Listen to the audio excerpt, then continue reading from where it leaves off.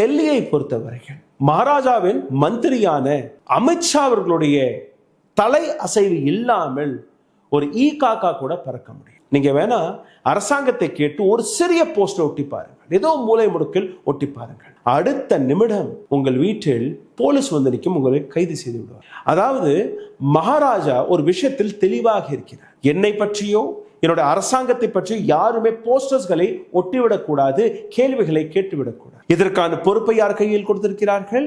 Municipal corporation கையில். அப்போ municipal corporation அங்க எந்த விதமான போஸ்டரையும் ஒட்ட வைக்க விடாது. இப்போ இந்த போஸ்டர் எப்படி வந்தது, அதற்கான ஒரு கேள்வி. போஸ்டர் என்ன எழுதினார்கள் அதை நீங்க படித்து பார்த்தீர்கள், உங்களுக்கு புரிய வரும். நான் கூறக்கூடிய இந்த விஷயம் எந்த அளவில் மகாராஜா அவருடைய மந்திரி அப்படியே பதறி போயிருக்கிறார்கள், பயந்து நடுநடுங்கி போயிருக்கிறார்கள், எப்படியாவது தன்னுடைய சாசனத்தை காப்பாற்றி விட வேண்டும் என்கிற ஒரே நோக்கம், ஒரே அக்கறை.